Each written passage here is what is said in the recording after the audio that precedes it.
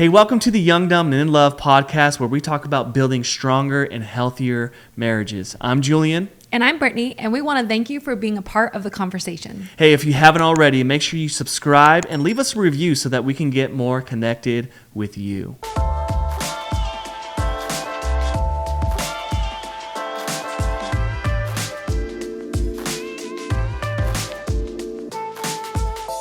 Well, welcome back to Young, Dumb, and In Love. Every single time I start this thing, she starts laughing at me. It's because like you look so like awkward, like not awkward.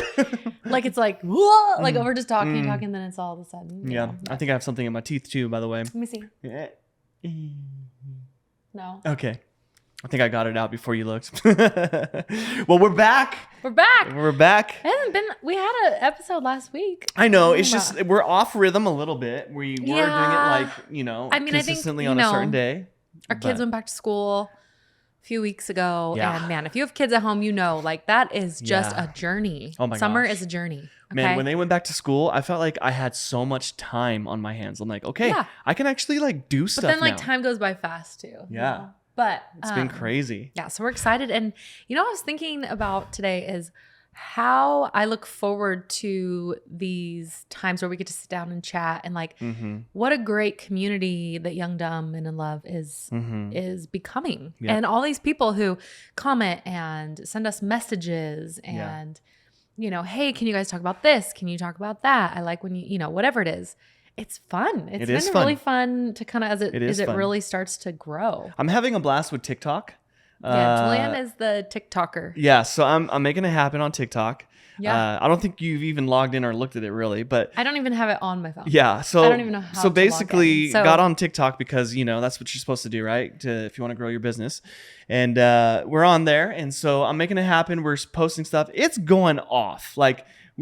I'm like, okay, I don't know. He reads them to me and shows me. Yeah, I show her all the comments and everything that people are saying, and it's like entertaining in some ways. Well, because don't you think that community of people is very bold? They don't really. This is less of a filter. No thought about what they're saying. Not at all. Like you'll post something and then someone will be like, "How do I send this to my ex without sending it to my ex?" Or like one of the things he read me today was like a how to love your spouse, or I don't know, things to do if your date night idea. Marriage is struggling or whatever. And some girl posts on there like, you would never do this. And all I could think of is it's not supposed to cause more drama. Yeah, we're not trying to help. We're trying to help you obviously do better. There's some people got some feelings about things. They do. They really do. They're so true. But I'm having fun with it. I like seeing what people are saying and how they're responding. And well, and the heart really is to build something where people can be honest and people can share how they really feel. Yeah. And that's, yeah. But yeah, kids are back in school. Everything's going back to normal. We're kind of getting a hold of our lives. We've been working out and doing. Okay, to be fair, I was working out before. Well, okay. You were not, but I was. I know. We've talked about this before. No, but I just want to make it clear that you never stopped. Yes. And I started out harder again for the 100th time. But I'm seeing results, so I'm gonna keep going. He's always flexing in the mirror. Every chance I get, I walk around the corner. I'm like, hey, babe. Isn't that funny though? How it's the difference between men and women. We've been doing the same program, whatever. Great. We both have had results, but his results are quadruple my results. Even though in some ways I probably work out more and harder and have changed things and I'm super intentional too, but that one, and men come in the room and they're all flexing and they want to look bigger, and women were usually it's just opposite. I don't know. It's true. Just weird. It's true, but I'm seeing results, so I'm gonna keep going. Little special guests we have. Yeah. This is Nala. If you can see, we have our dogs in our laps because they couldn't stay away. If you're just listening, our dogs are. She wants to talk into the mic. They're our needy little children. But the last couple of weeks, we've talked about why marriages don't last. And that's been our topic of choice. And it's actually been a great topic because it's something that everyone's dealing with, and when 50% of marriages don't even last past a certain, I don't even know what the statistic is completely, but when they don't last, obviously there's things that are going on, and we want to help you discover those so that you can fix those. And so we've talked about sex. We've talked about trust. Trust was a big one, But I think we can talk about this stuff. We could talk about it forever. But we truly just want to hear from you and what's going on in your life. So we've actually had a ton of questions come in. So we will be talking about those in future podcasts. We actually had one come in just the other day about some struggles, and we're like, yes, this is what we need to talk about. So we're excited about the future and what we have to talk about. So I think one of the things, like, you know, obviously when you create content or you are a podcast, whatever you do, you have to come up with things to talk about. Yeah. Or like you just would talk randomly, whatever it is. Which if it was just Julian's podcast, I'd just be talking randomly all the time. But Worship and Creative, we don't talk randomly. I think, okay, fair. Anyway, what I was thinking about this week was how oftentimes we forget to self-examine ourselves as spouses. Yeah. Or, okay, so I, like examining your own heart or your own intentions, and how we can focus so much on what our husband or wife is not doing rather than like looking in the mirror and taking a really honest look at what am I doing? And, you know, so that's kind of what I want to talk about today, kind of unpack a little bit. Yeah. And, you know, for us, like really it brought me back to, you know, in the word, it talks about like, why do you point out, you know, the sawdust in your neighbor's eye when you have like a plank in your own eye, you know? And then someone talked about it this weekend as well. And I was like, you know what? I've really been feeling like passionate about talking about that and why it's important to me, you know? And I think that for years in our marriage, and I don't know, I mean, I couldn't pinpoint, but it was easy to focus on the things that Julian did right or wrong. Yeah. Like Julian doesn't do this, or if Julian would just start doing that, then I will start doing this, you know? And I don't feel like that anymore. But I can remember times that I did feel like that. Yeah. Like if he would just do this, then I would feel better or whatever. And I would always be like kind of looking at the thing about him that bothered me. And when I really started thinking, why are you laughing? Like, I feel like you're going to laugh about it. Like you have something to say about it. I'm just thinking about all the good times. I'm just thinking about all the good times. You know, I think that the more that I started to realize, I can't even remember a specific time or day that this was like a revelation for me. But I thought, how can I be a better wife regardless of what Julian does or doesn't do? And it was like, okay, that's a little introspective. Like, do I really want to go down that road? But it was like, you know, let me start looking at myself and examining how I am and what I'm doing as a wife and be the best wife I can be. And if he chooses to come alongside me and be the best husband he can be, then that would be amazing. But I should strive to be the best wife I can be. So true. So yeah, what are your thoughts I mean, on focusing, that's so good though. You're right on point. When you focus so much on the other person or other things, you're focusing totally on the wrong thing, because the only thing that you can do anything about is yourself. At the end of the day. So if you can truly come to that place like you have, where you're just going to go, you know what, I'm going to focus on what I need to do to be who I'm called to be, as a wife, as a mom, as a realtor. I mean, in all your places that you live, when you're able to focus on yourself and not worry about everyone else and what they're doing wrong, you're almost like set free. You know? Absolutely. And I think that's a big part of it. And that's why the word talks about that, because we focus so much on somebody else's speck in their eye. And when we literally have a plank sticking out of our own eye. I know. And when that happens, you're blinded to the truth of what's really going on. You know, yes, your partner might be annoying. I can be annoying. I'm going to tell you right now, I can I can be annoying, and don't say I can't be. Okay. But I don't think, but see, the thing is those things I don't really get annoyed though anymore. Exactly. Like I used to. Exactly. But I realized that ultimately the only person that I have the power to change is you. Me. Yes. Everyone else makes their own choices. Yes. And that is such a easy thing, because like we know that, right? Oh, absolutely. I can only change myself. But when we really start to like walk in that and think, okay, I can only change what Brittany does each day. I can only change my own thought processes, my own feelings, reactions, whatever they are. I can't actually change Julian. No. Like make him change. No. But this thought came to me, and I don't know. I'm a very like, I don't know, internally thought, feel, whatever, thinking through it all.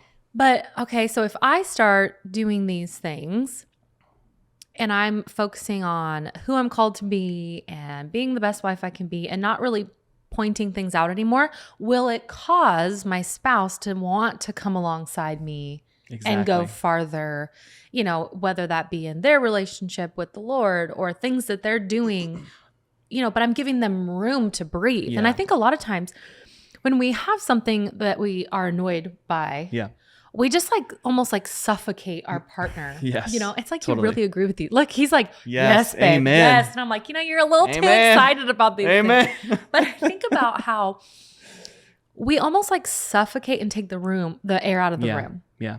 You know, and one thing that for me has always been so important is I want to be someone that when you're in the room with me, you feel like you can breathe. Yes. Like you can be who you really are. Yes.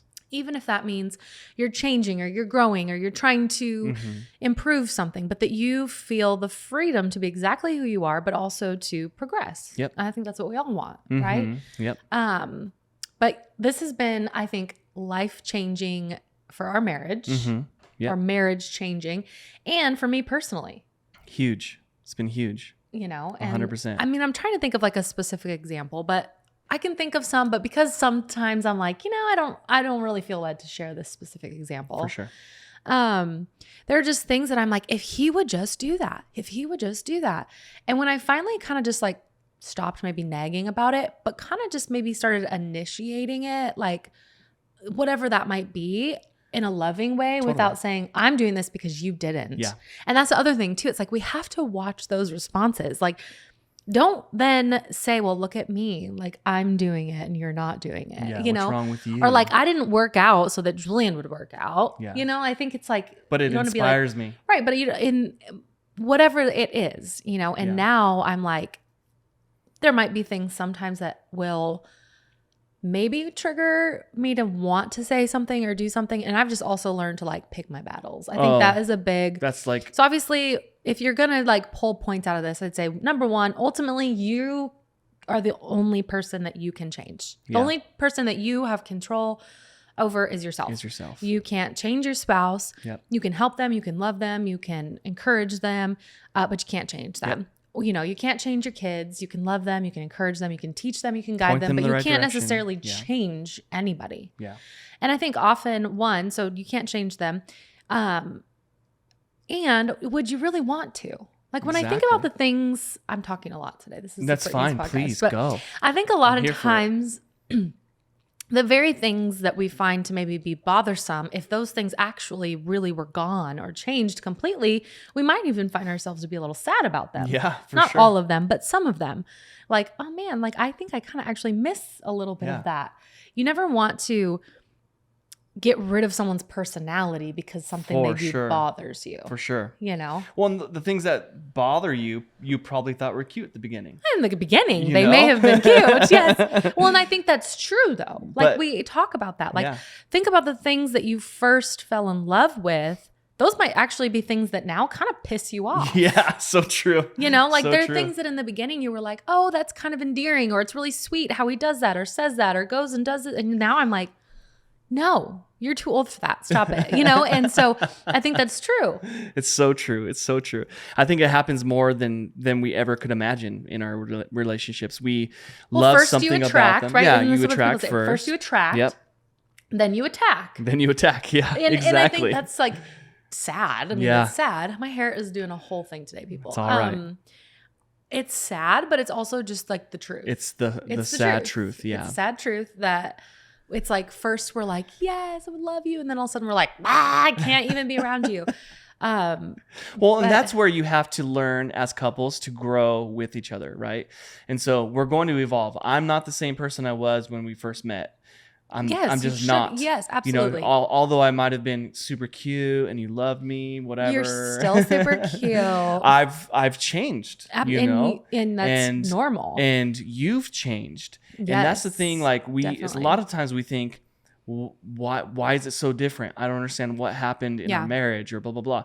Like that happens and we give up instead of just realizing people change, we evolve, we move forward in our lives, we make big changes, right? And at the end of the day, we met when we were 16 and 18. Like if we didn't change, that would be a travesty. Yeah, absolutely. We grew up together. Absolutely. We evolved together. We learned how to do life together, and because of that, we have a choice to make. We really could be like really hot and bothered by the things that we changed into, right? Yeah. Or we can just grow with each other. Right. And that really happens when you communicate with each other, when you're talking, when you're having these conversations. And if there really is something that is bothersome that I do that might be a real issue, you're going to talk to me about it, but you're not going to attack me about it. Right. You're going to have a conversation, and you're going to encourage me, and you're going to help me come out of that place, and you're very, very good at that kind of stuff. And so, but that's the way we should be with each other. Every marriage should be. You see those things, you talk about those things, you evolve, you grow together. Well, and that's like what you were saying, like, I'm going to come and tell you. And I think that leads to, and this is something that was such a small piece of advice, but such a great piece of advice. You have to choose your battles. So I can only control myself, but then also like pick your battles. Like I don't want to just always be fighting or nagging or picking. I want to pick the things that actually matter. Yep. Absolutely. Like, so Julian may put something away different than I do, or every time maybe make the bed different. And this isn't even, I'm just giving examples of like something simple. Your spouse may forget to do this sometimes, or forget to clean up after themselves. And maybe it's small. Is that really the battle you want to have? If it's something that's annoying and really bothers you, then great. But what are the things that you're like, man, this is hard. I do want to have a conversation about it. But then at the end of the day, remember, like, I have my own stuff to work out, and there's a good possibility that maybe you don't realize it, but your spouse is actually extending you a lot of grace. Yeah. And you may not even notice it because there's things about you that are kind of bugging them. Yeah. For sure. And I think that that's kind of the thing is, don't just pick apart to pick apart. And then also just taking that time and being like, where can I be better? Yeah. And that was kind of really the basis of this thought that I've been having. And when I read this, and then it was kind of like reinforced, this weekend when we were at church this weekend, and it just said like, why do you look at the speck of sawdust, which speck of sawdust, like, is literally, you can't even see it. Yep. So like, why do you focus so much on this little tiny thing in your brother's eye, or your spouse, your husband, wife, kid, whatever it is, but you paid no attention to the plank in your eye? Yeah. So like, sawdust plank, like this big old thing in your own life, right? Because it's easier to focus on other people's problems. Let's be honest. 100%. No one wants to focus on their own ish. Because we're always looking at other people. We're never looking at ourselves. Absolutely. But I think a sign of great maturity and wisdom is to be able to look at your own. Yeah. And it says, how can you say to them, let me take that out of your eye for you, or let me help you, or whatever it is. Let me take that out, when all the time there's a plank in your own eye. And then it says this, you hypocrite. Yeah. So good. You hypocrite. And this always kind of goes, ooh, you know what? Whoa. But isn't that the truth? Yeah. Like, we can be so hypocritical towards our spouses. Yep. And I'm not saying there's not real issues. Like, come on, we all know there's real issues. For sure there is. But like, what can I do to be my best self and be the best wife I can be? Yeah. And then it says, then you will see clearly to remove the speck from your brother's eye. Yeah. And I think that's so good, because it's like, once I've really taken a good, like, look in the mirror, or a really good thought of, hey, this is kind of what I'm struggling with. And that doesn't mean I can totally tell your spouse, like, hey, this is what I'm dealing with, or this is what I'm feeling, or I feel like I could be better in this way. For sure. It just helps me see clearly everything. And then it also just brings humility, right? Yeah. I mean, it makes you humble to be able to then approach your spouse maybe about something. Yeah, so real. I can see clearly now the rain is gone. Oh, the speck is gone. Yeah. The plank is gone.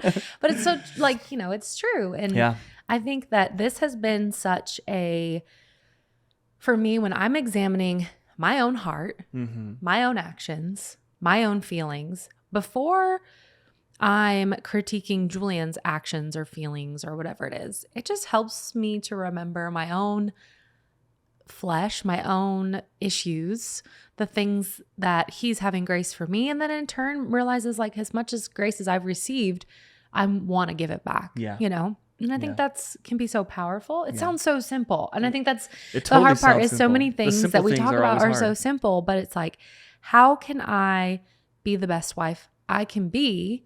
And like I said, I have found time and time again that the more that I am focusing on being the best woman, the best wife, the best mom that I can be, like my quiet time with the Lord, and Julian wants to meet me in that place. So Yes, it's like he then wants to become the best husband. And it almost like motivates him. It does. Silently to grow. For sure. Without the dripping faucet, you know, where it talks about in scripture, like the wife is like a dripping like nagging wife is like a dripping faucet. Yep. Like, oh, thank you. And I've been the nagging wife. Yeah. I've been a dripping faucet. For sure. I've been calling out a speck when maybe there's a plank in my own eye. And that's, you know, we've all been there. Yeah. You know? Well, even just thinking about like right now in this moment, right? Now we don't have like anything that's like crazy in our relationship that we're dealing with. But what we've walked through in the last couple of years is mental health.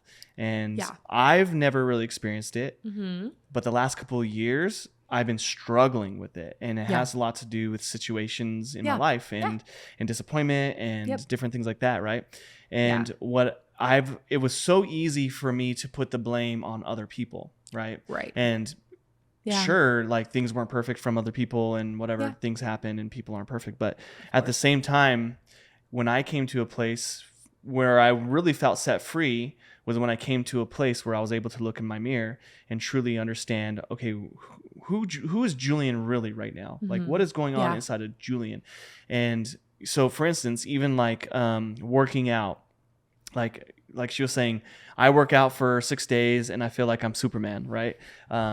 That's a real thing. Like when you take care of yourself, your mind, your body, and your soul, you're going to be a better person. Yeah, and so, that's true. Yep. And when you don't, I think mental health has a lot to do with how you take care of your mind, body, and soul. Absolutely. Like I think it all goes hand in hand to have good mental health in your life. Yep. And I'll tell you right now, like this morning, I was feeling a little insecure about some things and things that I'm going through and trying to figure out business-wise. You know, like there's just a lot of feelings going on, and I was like, you know what? It's 100 degrees outside right now. The sun is shining. It's 100 degrees. I am sweating. People are literally getting pumpkin spice lattes. Oh, it's unreal. And stuff, and I'm like, it is 100. It's not even 100. Oh, it was 100 when I went for the walk. No. It's 106 degrees right now, and we have an excessive heat warning. I know. It's crazy. I love Arizona, that's where we live. I love it. But y'all, I'm looking at the weather coming 109 up. Coming up? It's gosh. Okay. 109, 107, 106, 105, 109, 108, 107, 106, 105. No, I've never wanted fall so bad. When I lived in Washington and it would be fall, I would be like weeping. I do not like fall where it like rains a lot and it's dark. Here, fall is like a magical time. Fall, it truly is. Winter, spring, it's the best time magic. Of the year. We have 9 months of magic. Well, 8 months of magic. Yeah. 3 or 4 months of, it's still fun. Really and hot. I still love it. Trust me. I wouldn't trade it for the world. Hot. But it's hot. Okay, hot. Anyway, you're walking. Yes, thank you. You're welcome. But I'm outside and I'm walking and I have worship music on in my ears and I'm just like talking to God, right? And by the time I finish my walk, my brain is cleared of all the doubt, all the insecurities, everything that I'm going through. I'm truly taking a moment to look in the mirror and give myself over and saying, and I'm like reflecting with the Lord, right? Yeah. And as I'm reflecting what's going on, I'm being set free in that moment. And so like working out has been such a huge thing for me. And I probably would never work out on my own just because like that's but when I see my wife doing it every single day, no matter what, she makes time, no matter how busy or how crazy her life is, she goes and she does some type of workout to stay healthy because for her, she knows it's a good thing for her mental health. I'm looking at her going, I want to be like that. I want to do that. I want to have that discipline. See, and I get a little jealous. Like she received this Peloton shirt. Listen, she received her Peloton shirt for riding 100 rides. 100 rides. I am so jealous. And I'm like, I want long like a and I still haven't hit it. I want that Peloton shirt. I want it. No, it's too small for me. It would look like a mankini. Listen. Wear it. No way, man. But she's motivating me by taking care of herself. Right. So because she's taking care of herself, I feel inside of my heart and my brain just going, I want to do that. I want to be better. When she reads her Bible, I want to read my Bible. When she does that, and vice versa. If I'm doing something that encourages her, like my positive attitude, like she sees that and she goes, how can you be happy right now? And I'm like, because I have to choose happiness or else I'm going to go into a dark place. So I'd rather just choose happiness and change my mind when I'm moving forward in my life. Yeah. And so there's a lot of motivation going on in our home right now. And it's not like things are like honky-dory perfect and, you know, exactly what you want, right? Like we're building something, and right now we're at the foundation stage, and it's hard. It's hard to picture the house that we're building when it's in foundation stage. It's hard for me to see it. But what we're doing is we're staying steady. We're focusing on the task at hand, one day at a time. And I think that's the other thing too, like we want to have big dreams and look to the future. Yeah. And I think that's super important. You totally should. But sometimes you just need to take your marriage one day at a time. Like if your marriage is struggling and you're going through some difficult times, sometimes you just need to wake up and start all over every day. Like that's, and there's nothing wrong with that. Like wake up, look at your spouse and just tell them you love them, and start the day off right by taking a moment and saying, hey, I love you, and today's going to be a good day, and just declare that over your marriage. And when you're in that kind of place, man, I think that's a good reflection place, because you're kind of vulnerable. You're in a low spot. So just look at each other in the eyes and talk. That's why even like with our, hello, she's looking at me in the eyes.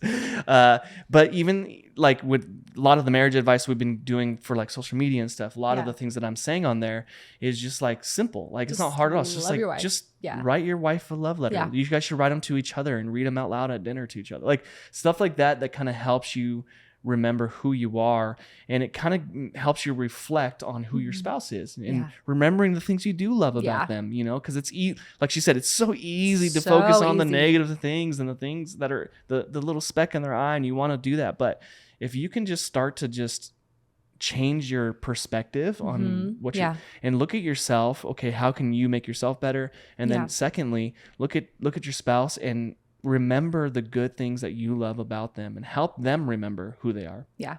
You know? Well, like you just said, the change your perspective. And I think this is I'm really excited because right now I'm writing a devotional. Oh, so excited about it. And I'm super stoked. I've always wanted to write one, and it'll be for wives. And it's really just kind of like right now I'm going to say it's 7 days. I don't know. We'll see how it plays out. Yeah. Just like a real, like, I don't want to say challenge, but just really like the heart of, how can I grow in being a wife? How can I have eyes for my husband the way that God does? And that's kind of the big thing, is shifting your perspective. I feel like the more I focus just on like, okay, how can I be my best self? How can I be the best wife? How can I do this? I start to see Julian through the lens of grace and with the eyes of Jesus in a way that then the things that seem like so annoying don't feel as annoying. Not that I don't get annoyed. I get annoyed. For sure. And mostly I get annoyed when I'm like really tired and just want to like go to bed. It's just, you know, sometimes you just got to know when to be like, listen, I just need to go to bed. I am tired. Sometimes I'm like, I just need like a little bit of a break, or I need to go for a walk or whatever it is, but it's 106 degrees and I'm like, I've changed my mind. Yeah, I think it's just like focusing on, how can I be the best wife that I can be? How can I be the best husband that I can be? And then you just like watch it start to overflow into your marriage. You know, when I'm feeling healthy, then it flows into my marriage. Then because we're doing well, it flows into our kids. And then our home just has this feeling of just this is good. This is overflowing from, not because Julian stopped doing what I wanted him to stop doing, but because I've been taking that time to really examine my own heart. So true. You know? Yeah. So yeah, like I said, as we kind of wrap up today, number one, you can only control yourself. You can ultimately, the only person that can change yourself. That's right. You cannot change your spouse. You know? Yeah.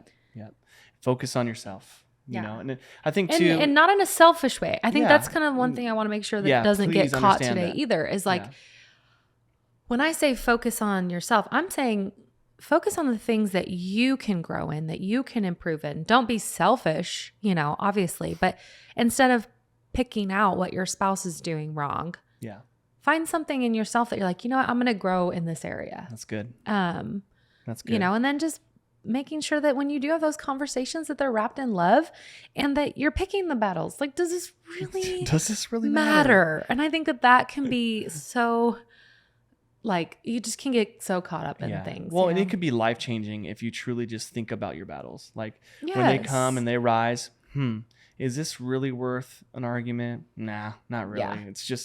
It's my preference, you know? And because wouldn't you say that there are things now that we literally laugh about things that used to make us infuriated with each other. For sure. Now when one of us like does something maybe a little sassy, or there's a look, or there's a thing that like would have like really irritated us before, we can look at each other and be like, that was kind of funny. Or like if one of our kids does something and we're like, that's totally textbook Julian. Oh my gosh. That's textbook Brittany. Gabby is me, Elsie is you. Yes, I know. It's crazy. Yeah. You can kind of look at, I can look at you and be like, yeah. And that's such a fun place to be in a way, because like these things used to literally infuriate us. Like these were like things that would make you want to like not be married anymore. Now, those are funny things, but they're things that we can look back and go, now these aren't pain spots anymore. And I think because we've, journeyed through and really turned the lens back on ourselves more, each of us, when it comes to marriage, I would say I didn't ever bug Julian as much as he probably bothered me, because you're like, you don't bother me, but I'm like, I should bother you. I bother me. So how come this doesn't bother you? So like I understand it because I have understanding of it. But before, the things that bothered me about you were like your obsessive compulsive things, right? Right. So they bothered me so much, but now I'm like, okay, now I get it. I have better understanding why she's having a hard time. So they don't bother me anymore. Right. I might have like a little moment where I'm like, oh my like gosh. What? Like I'm just like washing my hands, right? So okay, well that's embarrassing. I don't really want to tell everyone about that's fine. But she likes for us to wash our hands a lot, and I have a hard time with that because I have really bad eczema. I told you to stop washing your hands so much. Okay, but I have a really hard time with eczema. But now I just do it, and I'm like, okay, I understand what it helps her do, helps her mind, really and it helps her understand. So I've transferred my OCD on you. Thank you. I feel like this is a whole nother can of worms. But I'm just saying, what it is it's an understanding for who you are, right? The things that you deal with, I'm not going to point them out in such a way where I'm going to make a big deal about it. So I'm not going to make that a battle. I'm just going to go, it's not really worth it. So I'll wash my hands, As he goes, wash my hands. She's like, you didn't wash it good enough. I'm like, anyway, okay. So, choose your battles. Don't be a hypocrite. That's what it says. I'm just repeating it, but I'm just saying, so I think this is my challenge for anyone out there today listening is, before you really go after that thing that your spouse is doing that maybe bothers you, why don't you take a moment and, if you are a believer, hey, God, where do I need to really look at the plank in my own eye? Yeah, what am I missing here? What am I doing, or what are some behaviors or thought processes or areas of my life where I need to work on that, because I really don't have... It really wouldn't be fair of me to bring this up, whatever this is that you feel like your spouse needs brought to attention, when this thing is like, out of control, So good. Well, today was so good. Thank you. I really love this talk today, because it's self-evaluation, and I think self-evaluation is so important, and we need to do it way more than we ever could imagine. Absolutely. So that's our challenge for you. Look in the mirror. Look at yourself. Choose your battles. Choose your battles. But these are the things that we should be practicing every single day in our marriage to help us stay strong and committed to each other. And when we commit our lives, when we commit our time, and we commit to work on our marriages together, you're more likely to have a successful, beautiful marriage with your spouse. But hey, if you haven't already, make sure you subscribe. We would love for you to still just be a part of our community and what we're building here. Go to YouTube, subscribe there, podcast, Spotify, even Google, wherever you're at. But we would love for you to do that. Also, if you have any questions or any topics that you want us to talk about, please put it in the message, send us a message. We would love to hear from you and what you're dealing with, so that we can help you walk through that. Yeah.